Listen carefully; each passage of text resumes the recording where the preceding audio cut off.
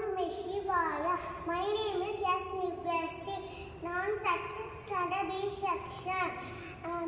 My school name in Amrita Vidyalayam, Nagapattinam. ஒரு ஊர்ல ஒரு பையன் இருந்தானா. அந்த பையன் ஸ்கூல் விட்டு வந்துட்டு இருக்கும்போது ஒரு குப்பை தொட்டியை பார்த்தானா. அந்த குப்பை தொட்டிக்குள்ள குப்பை இல்லாம கீழே எல்லாம் சதுரை கிடந்தது. அதை பார்த்துட்டு இருக்கும்போது ஒரு வயசான கால் முடியாத தாத்தா குப்பை தொட்டிக்குள்ள குப்பையை கொட்டிட்டு போனார். அதை பார்த்துட்டு போய் அந்த பையன் கேட்டானா, தாத்தா ஏன் தாத்தா இந்த மாதிரி குப்பையில கீழே சதுரை கிடக்குன்னு கேட்டானா. அதுக்கு அந்த தாத்தா சொல்றானா, உங்களுக்குலாம் சுற்றுச்சூழலை பத்தி அக்கறையே இல்லை, அவங்களுக்கு இப்படி போடக்கூடாதுன்னு தெரியும், ஆனா இப்படி போட்டுட்டு போயிட்டாங்க. அவங்களுக்கு பிளாஸ்டிக் பொருட்கள் யூஸ் பண்ணக்கூடாதுன்னு தெரியும், ஆனா அவங்களால பிளாஸ்டிக் பொருட்கள் யூஸ் பண்ணாம இருக்க முடியல.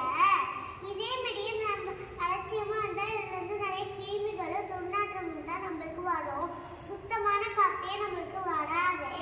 இதெல்லாம் மண் வளம் கெடலாம், மழை வராம போகலாம், விவசாயம் கெடலாம். விவசாயம் கெட்டா நம்மளுக்கு சாப்பாடே இருக்காது. ஆனா நான் என்னால முடிஞ்ச அளவுக்கு பிளாஸ்டிக் பொருட்கள் யூஸ் பண்ண மாட்டேன். நான் நம்புறேன் இனிமேல் நீனும் பிளாஸ்டிக் பொருட்கள் யூஸ் பண்ண மாட்டேன்னு.